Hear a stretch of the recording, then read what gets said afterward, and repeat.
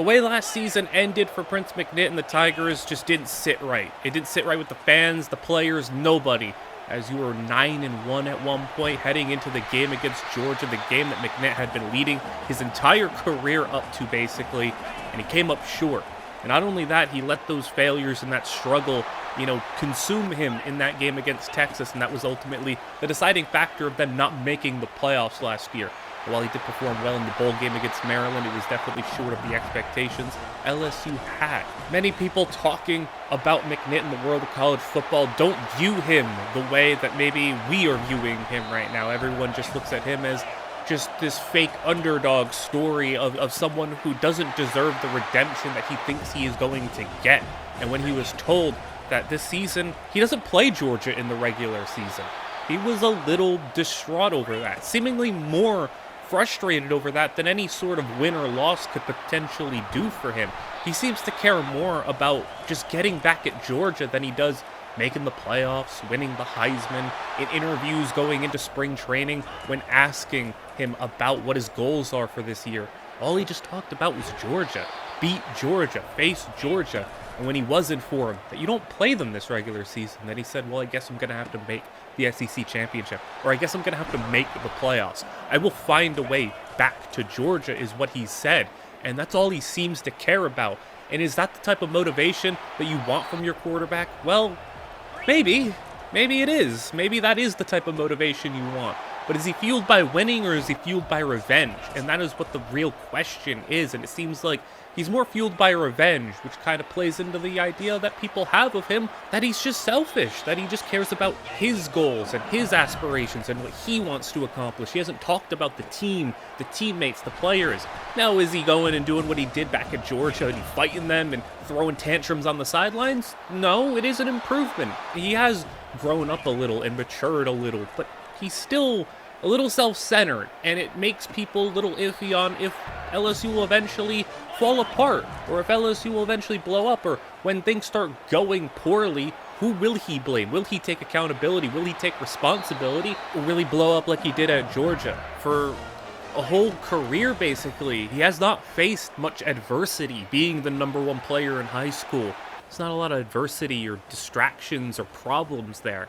At Georgia State, there's not a lot of adversity or pressure at Georgia State. But, when he got to Georgia, when he had an issue, then that's where things got a little problematic. He started fighting, he started throwing tantrums, he started getting angry. And now, for the first real time as a player, he's being tested with some adversity. And going into this season, things started well. We're 2-0 right now because, we took on TCU, handled them, and then took down an FCS school. I mean, we're focused on bigger things than facing off against FCS teams. He threw for a whole lot of yards, almost 500 yards and 4 touchdowns against an FCS school, but we're past that. We are at the point where we're looking towards bigger and better things, and for him, an FCS school is not what's on his mind. We are taking on UCF in this non-conference schedule, our third non-conference game, and it is going to be a bit of a battle here as he throws a touchdown to Trey'Dez Green.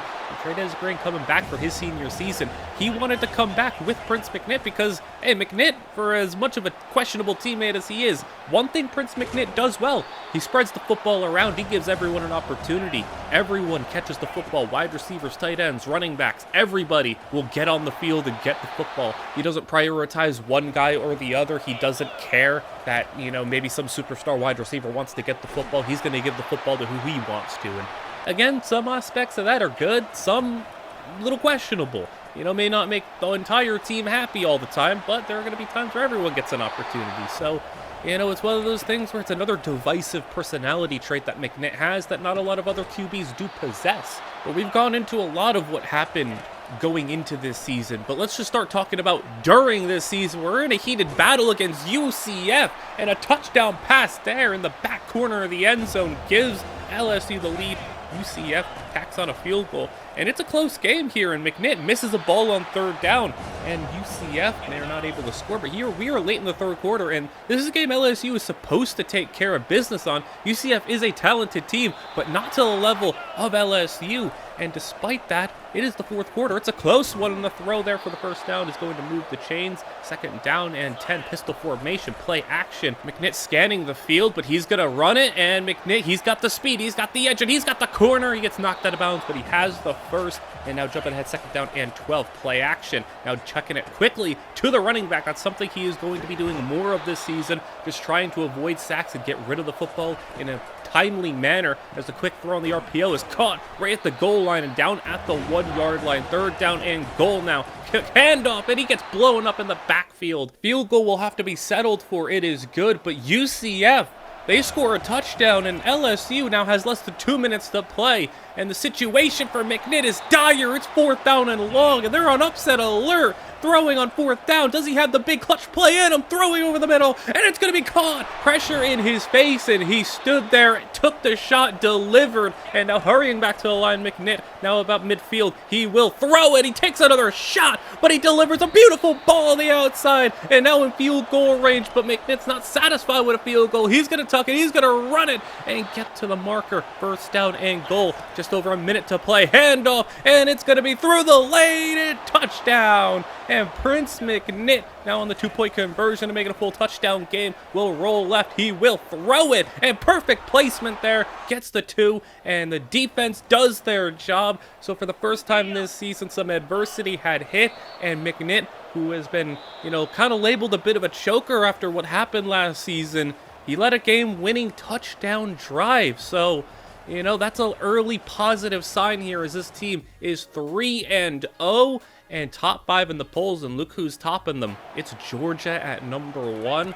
And now here against Ole Miss, it's a big-time matchup, especially for McNitt, who wants to get at Georgia. And if it's going to be in the SEC title game, well, you got to win all your SEC games to get there. Handing it off, the running back going outside, and that is Bibbs for the touchdown. And take a look at this. McNitt just letting out some anger and absolutely blowing up a defender with ease. And they are not going to take that well there at Ole Miss, but McNitt does not care. He is letting out some frustration, a lot of built-up anger from last year and how things ended.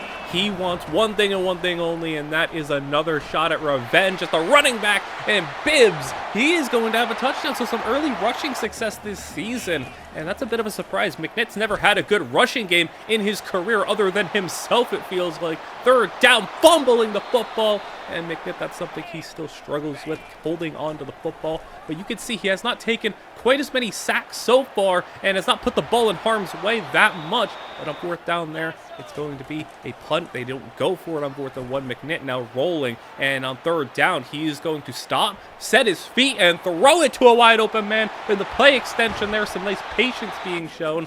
Whereas in previous seasons, McNitt might have tucked and ran that one and not tried to throw it. He's not perfect in that regard. He will, sometimes miss some open receivers and be a little selfish, be a little on the run for himself. But he is getting better at that as they throw outside. That's going to be a jump ball and caught for the first down. It is first and goal at the 1 yard line. McNitt throwing one up, fade route, and it's going to be caught but by a defender. And this is going to be an interception, his first of the season. And I'm not going to really put that one on McNitt. I mean, that is about as improbable of a pick as you're going to see. That was really close too.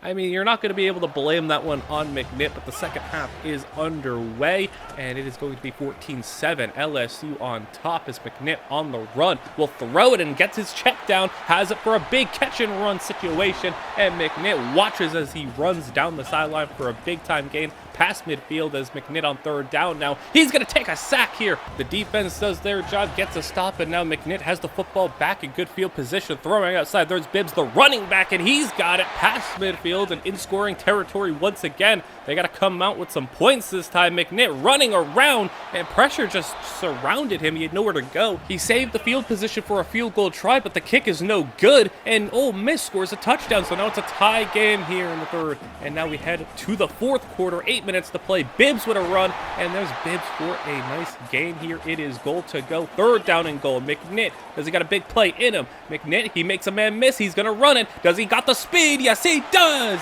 And LSU has the lead, and LSU watches the defense allow an immediate big-time touchdown. And now it's going to be up to McNitt to see if he can lead another potential game-winning drive here with under 5 minutes to play. And he starts it off with a big-time grab for the receiver.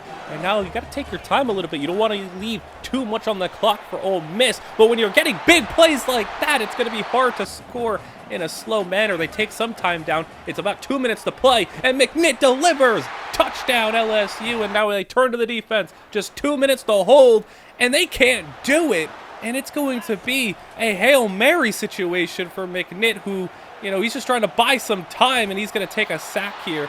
But it's going to be overtime, and the defense can't get the job done again. And now it's going to be LSU needing a touchdown to try to keep this alive. And McNitt, nowhere to go with the football. He gets hit, and he just gets rid of it. Now it's going to be 3rd down and 10. Does McNitt have something in him? He is looking. He is just trying to find some time, buy some time, and it's incomplete. It's 4th down in the last opportunity to try to get a victory here. And McNitt, he goes down. And it's not just McNitt going down. LSU goes down to a very good Ole Miss team.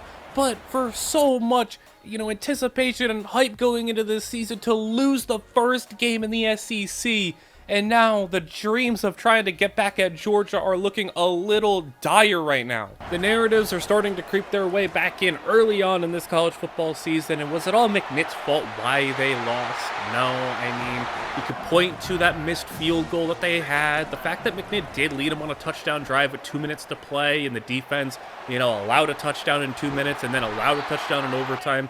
Less than ideal, and if you made the field goal, it wouldn't have mattered anyway. But you know, McNitt didn't play a perfect game. He didn't come out here and dominate like he wanted to and like he's going to try to do here against Vanderbilt. But those narratives are creeping back in. Can McNitt actually hang with these top schools? Can he consistently beat them and consistently put on good performances? Sure, we can beat up on FCS. Sure, we can go and beat up here on Vanderbilt or one of these smaller schools in the SEC, but what happens when you play one of the best schools in the nation? What happens when you play these top-tier schools? It's just not been going our way. I mean, the Texas game last year, the Georgia game, even going back to Georgia State when he played Clemson in a bowl game, and Clemson was a really good school. It just didn't go well.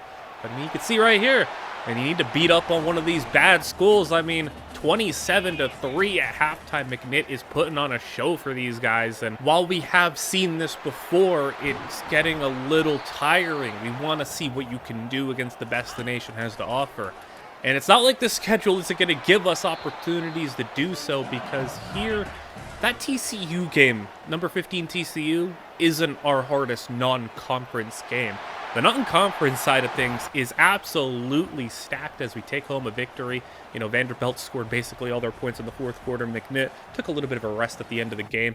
But you can see here, we're a top 10 score right now, but we're taking on not just a top 10 school. We're taking on number 2 Notre Dame in the non-conference. So it is going to be an absolutely massive matchup, in a game where McNitt has a lot to prove. Probably wouldn't be surprising to know that across the board on College Football Game Day, it's just Notre Dame picks across the board, and they don't really say McNitt's going to play all that well because they don't think he can get it done in the big moments, so he's got to try to prove them wrong.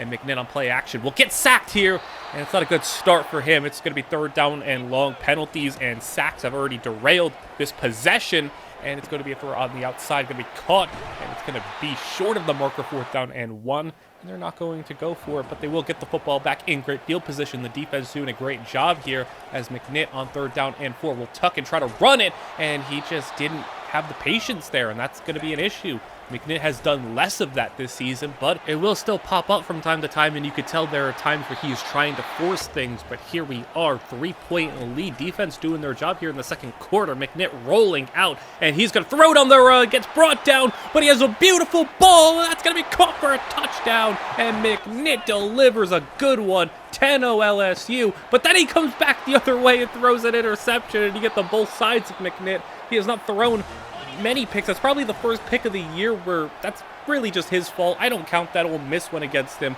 So he's done a little bit better when it comes to protecting the football, but still, you gave Notre Dame a free 3 points there, and you can't afford to be doing that, especially when you're taking on the number 2 team in the nation as McNitt runs it out of bounds on the designed rollout. And now on 2nd down and long, McNitt with the little RPO, getting it out to the bubble screen, and that's going to be outrunning the defense for a touchdown.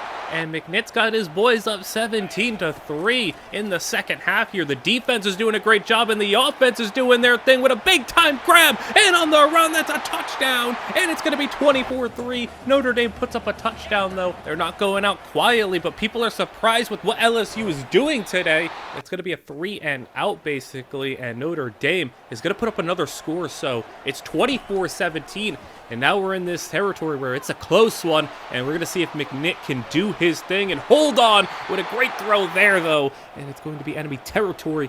Got his team in line for a potential field goal try as it's going to be 2nd down and long. He bails left, and that's a good time to bail the pocket, and he's on the run, and McNitt is going to jump over a defender and cleanly go out of bounds, and it's going to be inside the 20-yard line now at the 10, 3rd down and 9, throwing outside, and that's a touchdown, and McNitt has his team up by 2 scores, and he's hitting the gritty on the defense, and that's something LSU receivers are pretty good at, and it's going to be a victory. The game-sealing touchdown. The defense definitely a lot better. They had a couple of weeks with back-to-back 30-point games allowed, and McNitt was brought in to say, hey, if you can put up 30 a game, we should be able to win. Well, the defense allowed 17. McNitt is even getting a little bit of Heisman recognition, potentially. McNitt's probably the most divisive player in all of college football, and you could see who was at the top of that Heisman leaderboard. It was Georgia's quarterback, the guy who went on to replace Prince McNitt, and was the guy who was supposed to be probably McNitt's backup. I mean, McNitt was the long-term plan for Georgia. You don't grab the number 1 quarterback in the nation if you don't have plans to start him eventually. But focusing on what we have at hand here, it is a tough environment. Florida may be struggling a little bit this season, but this is one of the loudest crowds in the nation, and McNitt leads his team on a touchdown drive and a touchdown to Trey'Dez Green. And he has been McNitt's favorite target here at LSU as McNitt will throw on the outside. That's going to be caught, and it's going to be for a 1st down past midfield. Now jumping ahead, 3rd down. Not quite in field goal range yet as McNitt will bail out the pocket. Does he got the speed? He does not have the ability to outrun them, but he tries to throw it. Can't do it with his arm, and Florida puts up a touchdown. McNitt now rolling, and this time he's got some speed. He's got him on the run for a 1st down and a conversion there, as McNitt is trying to use his legs in an effective manner and not just bail out of clean pockets, but he still will do that from time to time, something that will drive offensive linemen and coaches crazy. But for all the bad that he does, he'll make a couple of really nice plays, one like that where he throws it down the field, and he attacks the field from all areas, from the short, the intermediate, the outside, the middle, and a touchdown there. You see a lot of quarterbacks coming in. They have specialties where they throw good outside the numbers, inside the numbers. McNitt is able to throw it at all levels and attack the field in inside and outside, which is special. He has some special talent to him. It's just he's got to figure out how to be a better player mentally and from a leadership perspective. And with a 14-14 game, he's got to prove he can win in hostile environments and close games, as McNitt will run it here, and he's got the speed and he's got the edge for a touchdown. When you get close to the end zone, McNitt just turns into one of those quarterbacks like a Jalen Hurts, and Anthony Richardson, a Cam Newton, who just has a nose for the end zone. You can talk about Josh Allen as well. He is just one of those guys who, whenever the opportunity presents itself to run it in for a touchdown, he will do it. Hail Mary to end the half is going to be intercepted, and another interception on McNitt's stat sheet that isn't really his fault, but you know, it's going to go down the stat sheet regardless. So McNitt now up by 7 here. Play action is going to stop, throw it, and that's going to be caught. 1st down, and McNitt is playing a decent game here. You know, not going crazy when it comes to the yardage, but he also is trying to learn how to just play winning football. You don't need to put up 400 yards and 5 touchdowns every game, and not every game is going to be a shootout. Not every game you're going to need to put up 30 points, but how about this play from McNitt, hurdling, and he just maybe jumped the gun a little bit, but it is goal to go here, and McNitt will throw it, and that's going to be right at a defender, and that interception is certainly his fault, and that is not the first time. You'll see McNitt make a spectacular play and then follow it up with Probably the worst play he'll make all game. That's something that you can maybe get away with at the college level, but not in the NFL if that's the eventual goal. He needs to learn how to play winning football. Just play with a lead here and learn how to just keep the ball safe and try to make the plays to try to win the game. You don't need to score in under 2 minutes and on big plays. Just come out here and do this. Just come out here and with no timeouts to go for Florida, make the game-winning play so you can kneel the football out and take home a close victory. It wasn't pretty. It wasn't a shootout. It wasn't high scoring, but McNitt is trying to learn how to play some winning football, and that's going to be ultimately what matters, trying to win, because you can't really afford another loss here in the SEC. You probably have to run the table with your rest of your schedule here. You want to get a shot at Georgia. And speaking of teams in Georgia, Georgia State's finding themselves ranked, and it's always nice to see what Georgia State has been able to do when it comes to post-McNitt. You know, what he's been able to do, setting that program up for success for many years to come. And McNitt in this game against Arkansas is going to have an answer for their game plan. Arkansas definitely not caring as much about having McNitt beat them on the ground. McNitt will go play action, and he will roll left and then go right, and he's going to run it, and McNitt does it all with his legs on that drive. Arkansas, they're not really spying him, not containing him, and if you give McNitt the opportunity to just roam free and run free, he will do it, and McNitt will throw a quick one. End zone, touchdown, and that's going to be 2 on the board for McNitt early on. It is 14-0 here, second quarter, as McNitt will throw it, and he'll go underneath the check down, and it's going to be a fumble on the play. Arkansas picks it up. You can't really blame McNitt for that turnover, as it's going to be the defense doing their job, though. Defense is having a spectacular game so far. McNitt is extending the play, rolling out a little underhand throw to the running back, and that's a nice one there. Third down and goal. Now we jump ahead, and the running back's going to get stuffed in the backfield. Timeout used. They're not going to go for it. Field goal is good, and McNitt, the offense, got the football back in great territory once again. It is 17-0, and look at the pocket for McNitt, and that is some of the best blocking you'll see. McNitt doesn't get anybody open, just going to tuck and run it, though. And that's a good job from McNitt to just not bail out of the pocket within a second here. And now, once again, the pocket is set up very nicely, and McNitt is going to flow left and use his patience, going to stop, throw it, and that's a touchdown. And that is patience we have not seen from McNitt all throughout his career.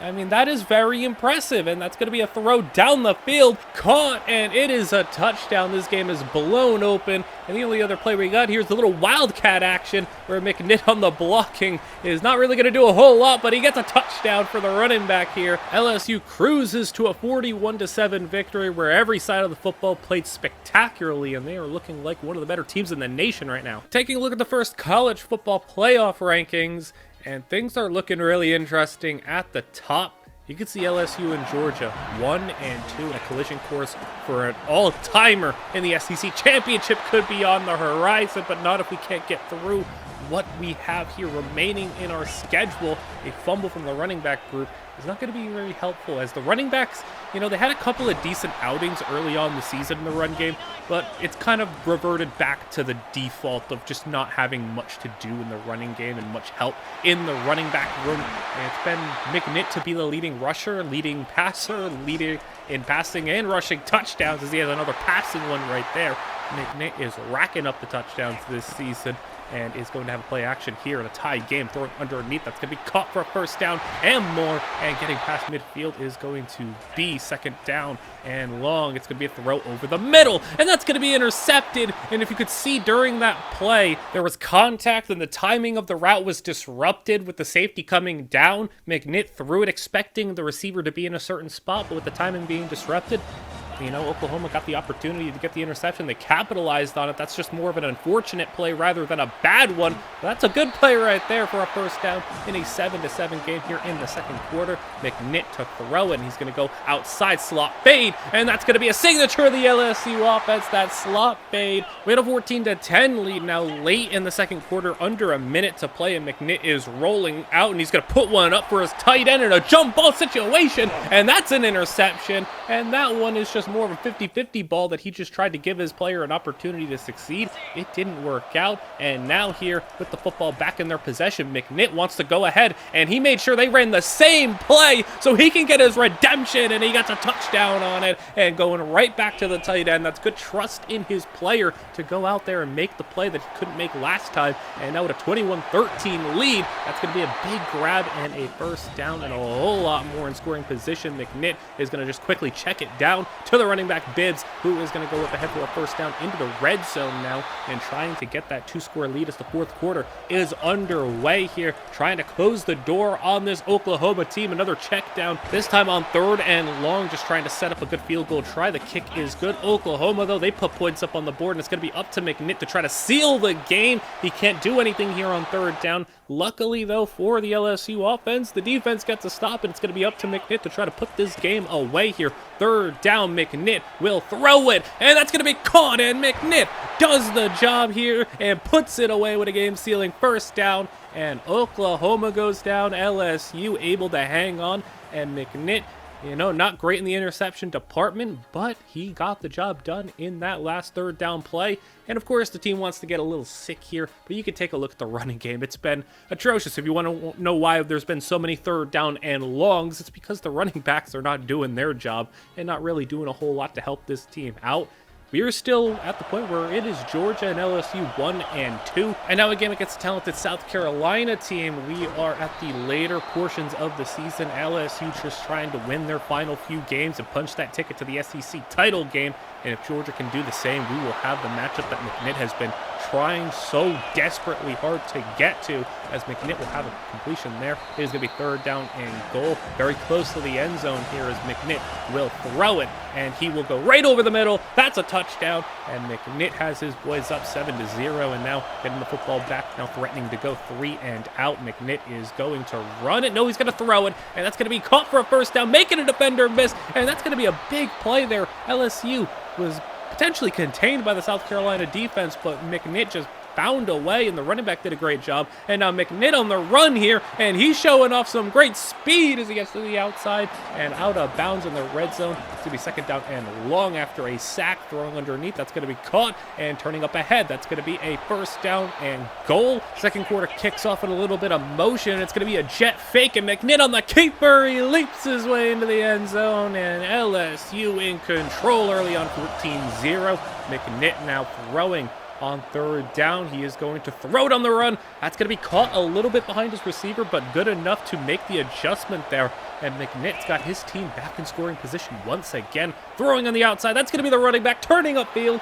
And it is 21-0. LSU running away with this one early on. It is under 2 minutes to play, and McNitt is going to roll, and he's going to run it. And look at the speed from McNitt. He's headed for the end zone, just trying to leap over, and it's going to be out of bounds inside the 5, but he gets his team close, and now a play action on the move, on the run, throwing it, a perfect ball, and it's 28-0. And now there's only 30 seconds left in the half, but LSU's going to get another possession here, and throwing, hit as he's thrown, and that's about as unlucky of a pick as you're going to get, and it's going to be a pick 6. I mean, you can't blame that one on McNitt. That is just unlucky, and that's how South Carolina gets on the board. They take the opening possession of the second half and go and get a field goal, so it's an 18-point game, but McNitt not going down easy, and that's going to be a big play inside the 20-yard line now. Jumping ahead, 3rd down and long. McNitt throwing. He's going to tuck and try to run it. Can't go anywhere. It's going to be a field goal, 31-10, and play action for McNitt. Throwing over the middle, that's going to be caught and turning upfield, and he's got some speed. This LSU receiving room is fast. They are dynamic. They are explosive, and McNitt on the read option. He's got the edge. He's got the blocking, and it's going to be a rushing touchdown. And with that, McNitt is going to come off the field here pretty satisfied with what he has done, and they're going to sit him down for the rest of the game, not wanting to risk injury, not wanting to risk anything, and the backups are going to handle their business here. It is going to be a 52-17 victory, and LSU, 2 games left in the regular season, but we've been in this situation before, 9-1, going into a tough matchup because up next we got Alabama. And I know Alabama's win-loss record isn't anything special, but it is Alabama, still one of the most talented rosters in all the nation, and still a team that is going to always give LSU fits, and it's already a 7-0 deficit. Can they shake off what happened last year? 9-1 to 9-3 to missing the playoffs, missing the SEC championship. Can they go and finish the job here in the regular season? McNitt has shaken off that early loss to Ole Miss and has swept the conference ever since, as McNitt off his back foot, and it's going to be a touchdown. That's a great play. A 7-10 game now is McNitt on the read option, and McNitt having the edge once again, and he's spinning out a defender, holding onto the football, getting the first down. And this has been a pretty fast-moving game. It's been very defensive relative to some of these other games that we have had. Definitely not going to be putting up 50 points like we did last week. It is 3rd down and 2. Quick throw outside, and it's going to be caught. 1st down and goal, just enough here. Man in motion, little jet counter, and McNitt clearing the lane, and that's going to be a touchdown. And he is racking them up on the ground so far. It is 14-13 now. Still a close one here in the second quarter. Very late. McNitt going to run it, break a tackle. He's got the 1st down, break another tackle, and getting shoved out of bounds. And McNitt just so hard to bring down here, and he's going to get a little check down underneath. That's going to be caught for the first, so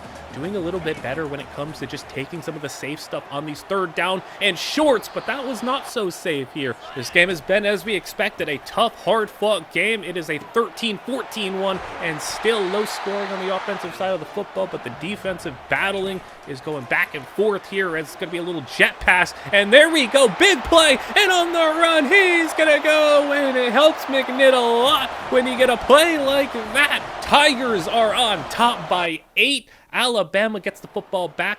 They go put it in the end zone, but they miss the 2-point conversion, and now McNitt is back in this familiar area where it's a very close game. He's got the ball in his hands, and he's just got to play mistake-free, winning football. Play winning football. Don't take sacks. Don't take chances that you can't have converted. And now with the field goal opportunity, it's going to be good. And there we go. The defense does their job, getting a big-time turnover and a quick throw out. Trades Green finishes the job, and now LSU got that 2-score lead here in the 4th quarter. Now with the ball past midfield, throwing, that's going to be Trades Green, and Green has it, and Green is going to get close to the end zone. It's going to be goal to go, and McNitt, because he got something in it, and he just gets rid of the football quickly, doesn't want to take a risk, doesn't want to do anything crazy. Alabama's going to go punch in a touchdown, and it's an 8-point game once again. We're back to that 1 score, just try to play winning football game as McNitt goes out of bounds there. You prefer to see him stay inbounds to keep the clock running,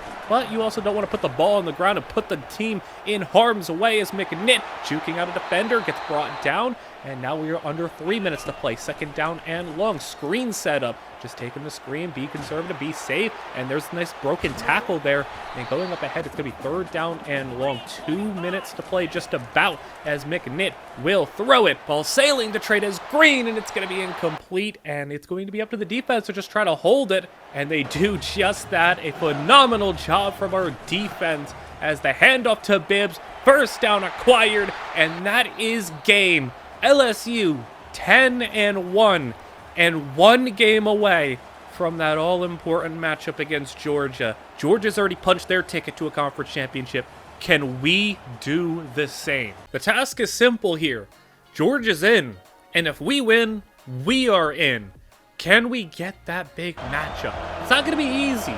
We're taking on Texas A&M, number 15 in the nation, and McNitt is more determined than ever to get that matchup. He knows it's in sight, he knows it's possible, and it's all he has wanted in his entire college career. He just wants another shot at Georgia to redeem the failures of what was last year. He wants it more than a Heisman. He wants it more than a national championship, and he's going to try to do everything he can to get it. It's 14-0, and Texas A&M doesn't know it hit him already in the 1st quarter. Little pop pass, and it's going to be turning upfield, and there we go. Got the big play, and he's on the run, and it's going to be all the way. Touchdown, 21-0. LSU is just dominating right now, and McNitt is playing himself a beautiful game with a throw right there over the shoulder of the running back. And now moving down the field, play action. McNitt on the rollout. He's going to throw one. That's going to be caught, and that's going to be turning upfield for 1st and goal. And McNitt now jump it ahead to 2nd and goal. He's going to hand it off, and it's going to be a touchdown. 28-0, quickly turns to 28-7, and with Texas A&M getting the football back after a 3-and-out, it's 28-14, so Texas A&M is trying to pull themselves back in it, but McNitt is going to try to do everything he can to hold them off, and a circus throw on the run is going to be caught. Timeout used, and now LSU back in scoring position. Maybe they can try to steal a field goal here, but McNitt doesn't care about a field goal. He wants a touchdown. It's 1st down and goal. Clock is ticking down in the first half. 14 seconds to play when the ball is snapped, but he's going to throw to the end zone, and that's a touchdown, and LSU 35 points put up in the first half. And McNitt is not done here. 2nd half, kicking off with a big play. And McNitt just trying to ride things out here to get that matchup against Georgia. He's going to run it. He's got blockers, and McNitt gets the 1st down marker at the 11-yard line. Now 3rd down and long play action. He's going to roll it. He's going to throw it. End zone. And that's going to be caught for a touchdown. Everything is going right here. 42 points put up now. And it's going to be a handoff. And that's going to be a fumble. And Texas A&M trying to get themselves back into this one, and a couple of mistakes have caused that to be the case, but McNitt has his offense back in scoring position. It's 1st down and goal late in the 4th quarter now, and it's going to be rolling out. McNitt, he's going to run it in, and that's a touchdown, and LSU 49 points on the board, and they have punched their ticket to the SEC Championship and Prince McNitt's season-long quest to get back to a game against Georgia. Without them on the schedule, it could only be a bowl game or a championship-level game. And despite that loss to Ole Miss early in the season, he runs the table in the non-conference, beats number 2 Notre Dame, does everything he needs to do, and it's going to be the biggest game of the career of Prince McNitt. SEC title, Georgia, LSU, 1 versus 2. Tickets already punched to the playoffs. But can Prince McNitt get the victory that he has wanted his entire career? The team that cut him loose, the team that let him go, the team that kicked him off the program and off the school, replaced him, sent him to Georgia State basically, trying to let his career die, but he worked his way all the way back to the SEC, to LSU, all to get another shot at this after the failure that was last season. And I think you're not going to mind here. We have a bit of an extended cut for this game. If any game deserves the attention and the extended cut, it is this one. This is not going to be, a couple plays here and there and some highlights. This is going to be the full package here, as this game is worth the importance and worth the effort and attention. And Prince McNitt is wasting no time, having a big run here. And he gets his team set up in the red zone area. Now McNitt getting sacked here, and it's 3rd down and long. And now he's got to try to battle back here. And McNitt, just the thoughts of all the things that happened last season. And he starts it off with a touchdown, putting the ball up in the end zone. And he brings it down. And LSU has a 7-0 lead. And we turn things to the defense, where they are going to allow a field goal. But it is going to be a lead play action. McNitt throwing, and he's going to go over the middle. That's going to be caught, and there he goes, turning up the field. He gets a block, and he's going to go on the run, and he is gone. It's going to be 14-3. This game has so much significance to McNitt. He refused to wear the LSU all-white jerseys until this game. These are the jerseys they wore once last season against Georgia, lost in them, and he's going to make sure that even down to the jersey, he gets his revenge, as LSU allows a touchdown here. It is 14-10. And Georgia is going to be motivated as well to try to win this game and silence Prince McNitt once and for all. If they go 2-0 against him, then there really isn't much of a debate or a conversation to be had. They will be vindicated, they will be validated, and everyone wants that validation in the end, and McNitt wants it more than anything. He wants it more than any accolade or trophy. He doesn't care about the SEC title. He just cares about his revenge and putting the ball up in the end zone. Incomplete. LSU having to settle for a field goal. It is good, and Georgia 17-17, and this one's gonna be a battle here. And now a little reverse, getting some trickery going, and that's gonna be working out. How about we let someone other than McNitt throw the football, and that's gonna work out. Now in scoring position, McNitt just staying in the pocket, throwing it underneath. That's gonna be caught, turning up ahead, and that's gonna be goal to go. And McNitt having his team in position to take a lead here with a minute to go, and McNitt is gonna tuck it, and he's gonna run it in. Touchdown LSU. And with time running out in the first half, McNitt watches his team allow a quick touchdown, and it's looking like it could be a 24-24 game to go into the locker room, but McNitt trying to run this offense with 30 seconds to play. Can he try to get his team into field goal range potentially? Every point seems to matter here. He takes that little nice underneath ball, getting the first down. Clock stops to set up a first down.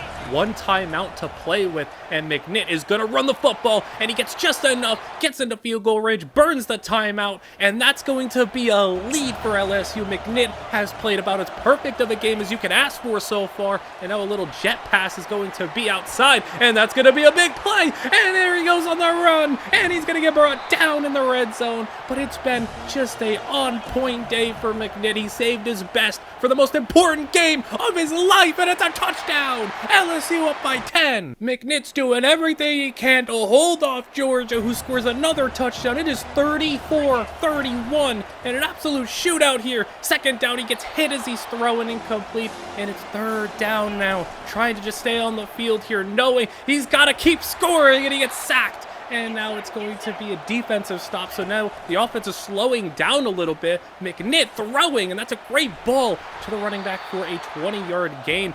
First down and 10. Quick little handoff on the RPO, and there goes Bibbs on the outside, and a rare good run from the running game.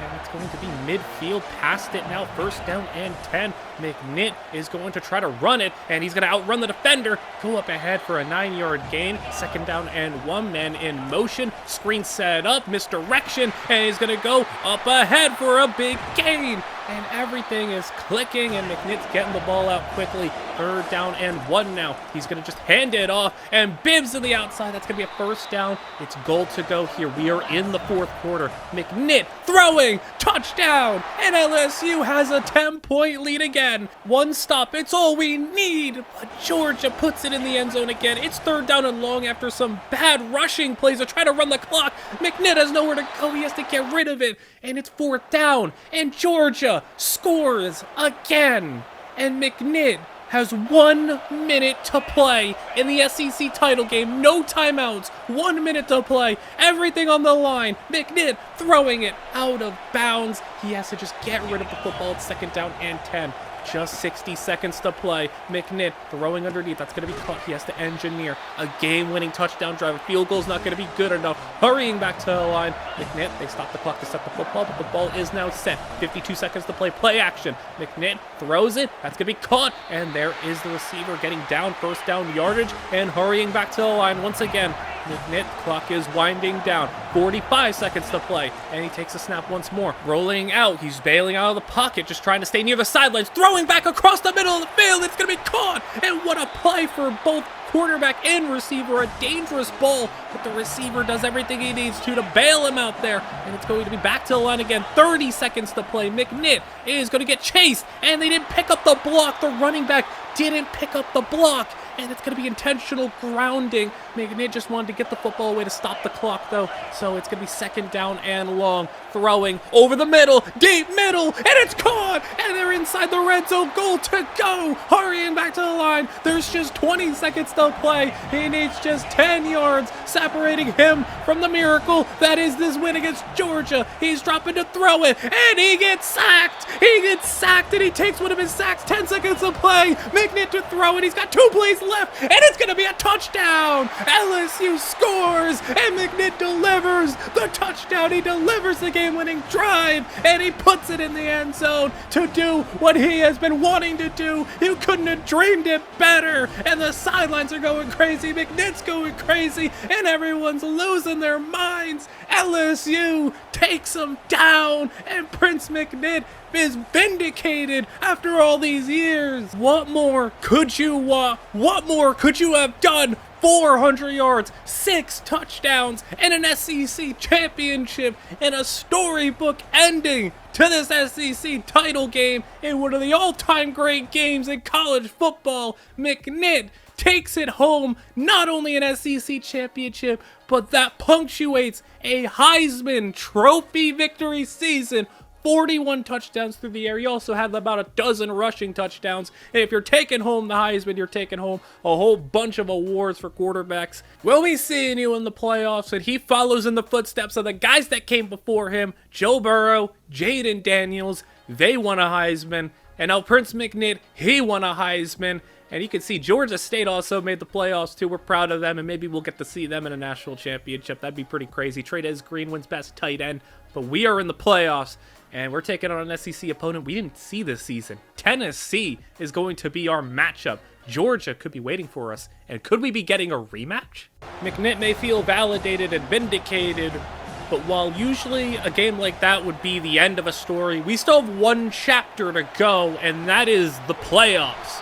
LSU now heads into the playoffs, the #1 seed after a first-round bye, getting to go up against Tennessee.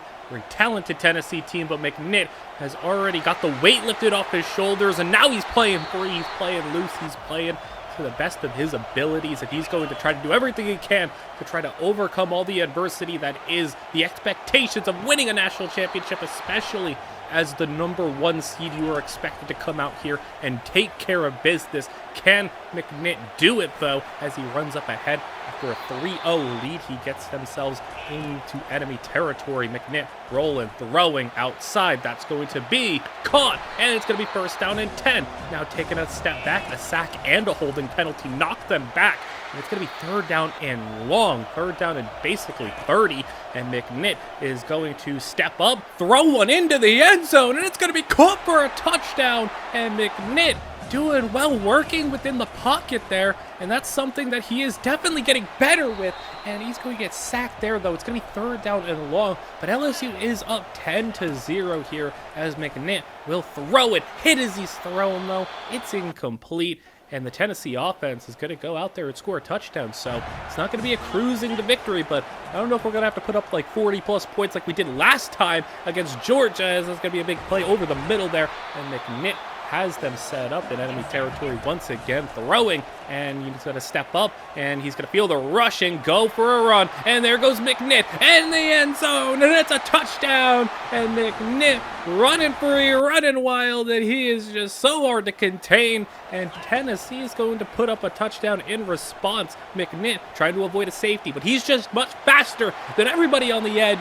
He's going to get out of bounds. McNitt having one of his more productive rushing outings so far, as he's going to roll left and throw it on the run, and that's going to be caught, and it's going to be a first down once again. Another big play as McNitt, free rusher off the edge, basically gets hit as he's thrown. 20-14 is the score here late in the third quarter, as the run play, and a rare good run here, is going to set them up with a first down in enemy territory. Second down and 9. McNitt to throw quick outside. It's going to be safe, going to be completed, and it's going to be right at the marker. Third down and 1 now. And shotgun formation, handing it off. No, it's going to be a read option, and he should have handed it off, though.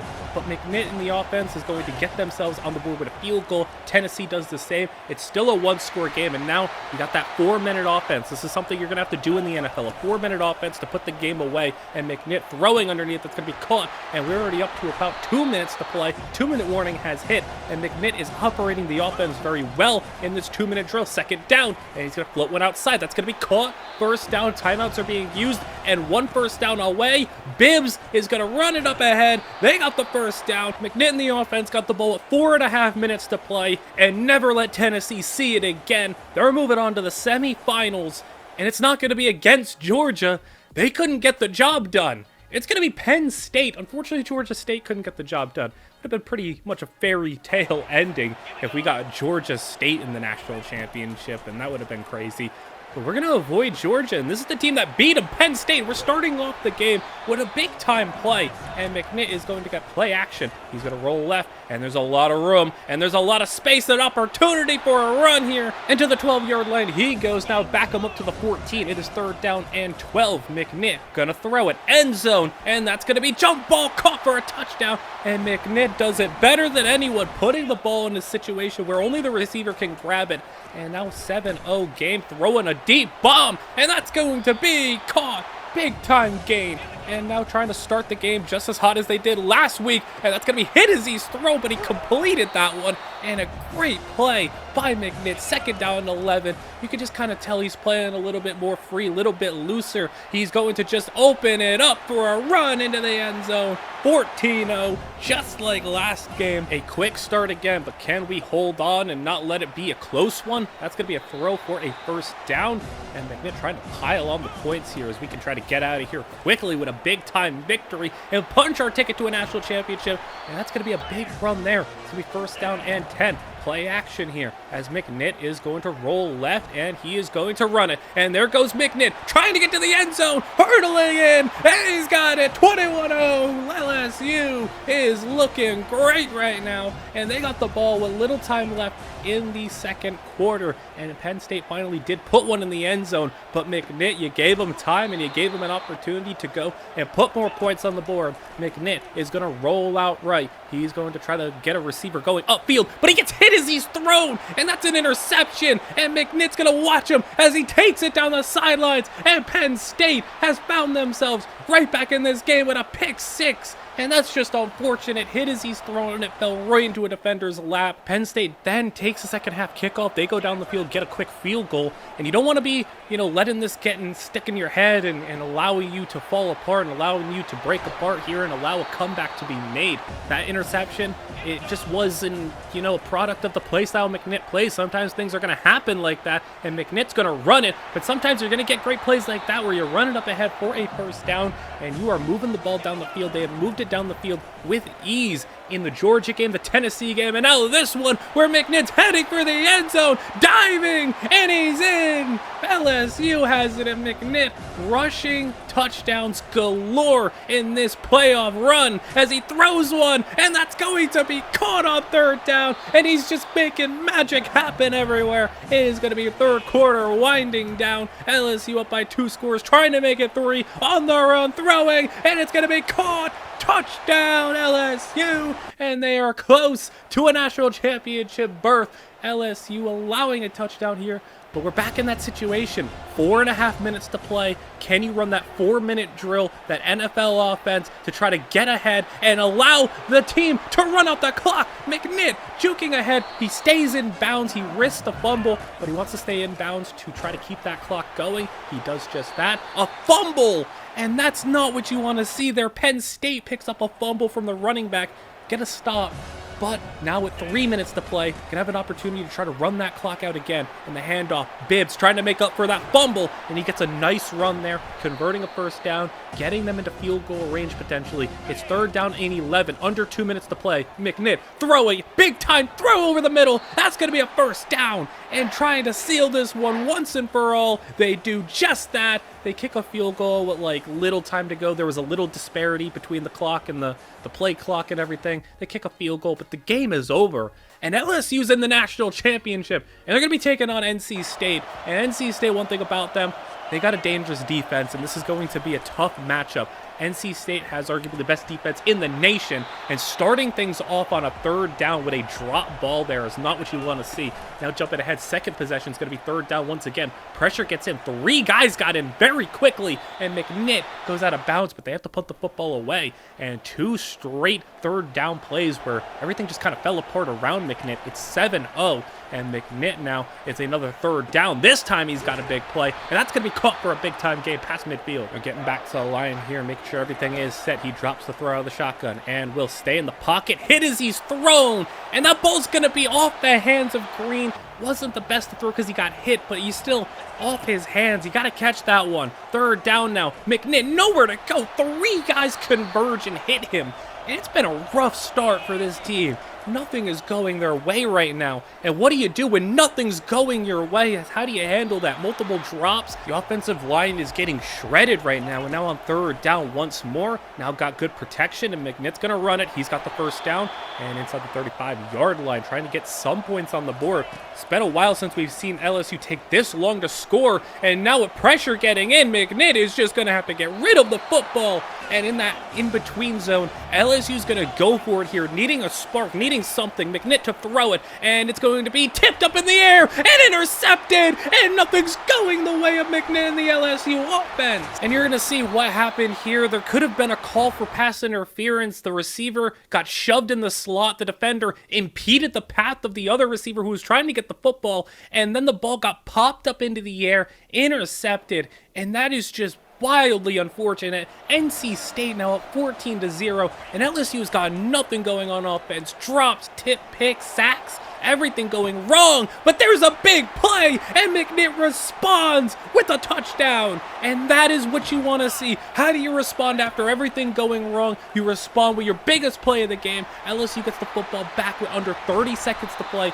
getting back to the line. Now under 20 seconds to play. Can they get a field goal? Get some momentum going into the half as they throw it outside. It's going to be caught 4th down and 1. They're going to go for it here and trying to get themselves a little bit closer to field goal range. Throwing one. That's going to be caught, and it's going to be a first down in range. Timeout used. Kick on the way is good, and there is going to be a lot of momentum now on the LSU side, but they are still down by 4. They've scored 10 unanswered, but can they keep it going to try to get a lead? McNitt running in his own end zone, going to try to run up ahead, get a block, and they rule him out of bounds. They say he stepped out just 1 yard short. They're going to punt the football away, so that's another unfortunate mistake there as he throws one deep over the middle on the next possession, and he hits the backup tight end for a big-time gain. And just keep on shrugging off all the wrongdoings, all the bad plays. McNitt blocks set up. He's got the first down. Goal to go. Close to the end zone. Trying to get the lead here. And it's going to be a play action. McNitt rolling left. He's going to try to run it. No, he's going to throw it back in the end zone. Caught for the touchdown.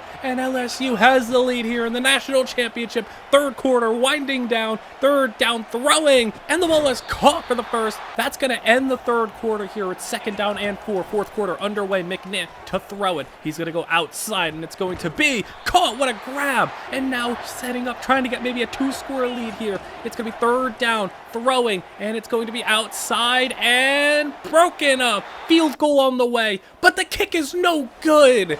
And an unbelievable amount of bad luck in this game. A field goal now, chip shot, was missed. Now LSU now back still with a 3-point lead. They have the football, though, and can try to get another field goal, do something here. 3rd down, just nowhere to go with the football. He throws one up on the other side of the field. It's basically a throwaway, incomplete.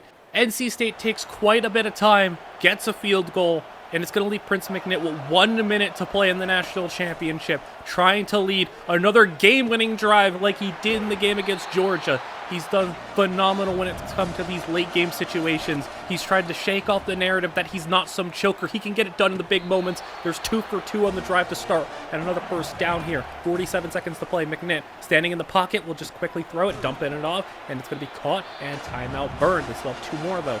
42 seconds to play. McNitt stands in the pocket once again and delivers, and it's going to be incomplete. 3rd down now. McNitt making an adjustment. It's going to be 30 seconds to play, basically. And McNitt throwing from the pocket once again, and he delivers the first down. Now hurry it back to the line. Trying to save some of those timeouts. We know that kicker missed from, a short range earlier. We don't have a lot of faith in our kicker, as he has not been very good throughout the time here at LSU. And McNitt going to take his time and going to run it up ahead. And there's a big time run and into field goal range. 22 seconds to go, but you want to get closer. McNitt from the pocket delivers, and that's going to set things up. Field goal is good, and Prince McNitt has led the game-winning drive, and the LSU Tigers are your national champions, and McNitt has done it. For all the doubt this season with how last year ended, he can't beat Georgia. He's got it stuck in his head too much. He's too obsessed. He can't win these big games. He choked in the big moments. He came through and had a spectacular run. The game against Georgia, all the playoff games, none of them were particularly shootouts, what you'd call them, but he played winning football. He did what he needed to do, and he led game-winning drives. He put the game away countless times, and now he's a champion, a Heisman winner, and the Georgia monkey is off his back, basically. And he has now finished his college career. He put up stats like crazy, especially in those final couple of games. The rushing touchdowns are going to be nuts. But he did it, and he shook off a lot of criticism. He dismissed a lot of criticism, and he proved that he is one of the best that the nation had to offer, and he lived up to the potential of the #1 quarterback in the nation. McNitt was the prince who was promised the world, gave it all away, had to fight his way back to the top, fight his way back to the SEC, and that prince became the king of college football. But there's one last question that's going to be answered here. What's next? Prince McNitt has wrapped up his college career. We've told the story of what happened to Prince McNitt. We now know everything that happened with him. But I look to you guys. What's next? On the community tab, after this video is posted and everything, so by the time you're seeing this, it will be there. There's going to be a poll, and I want to know what you guys want to do next. Is the story of Prince McNitt finished? Or do we have more that needs to be uncovered and more that needs to be told? Do we need to just let it rest? Or does the story continue to the NFL? Do we start up a new project, new road to glory, new whatever the case may be? Or do we want to see him go to the NFL? Do we want to see that career continue? Do we want to see what he would do at the next level? That's going to be up to you guys to decide. If you want to see this story continue, I'm giving you the out here. I'm giving you the opportunity. If you want to end it here, end it here. I don't want to be dragging on a story that's already had come to its conclusion. If the story has another chapter that you want to see, then let me know. But if not, we can start something new. And I hope you guys enjoyed this Road to Glory. I hope you guys enjoyed this series. And I hope you guys enjoyed me taking, something from a past video and kind of creating something out of it and making a series out of it. You guys can let me know what you think, though. And I hope you guys enjoyed. Like, comment, and subscribe, as all that stuff is super helpful, super useful, super supportive, and much appreciated. And I will see you guys all in the next one.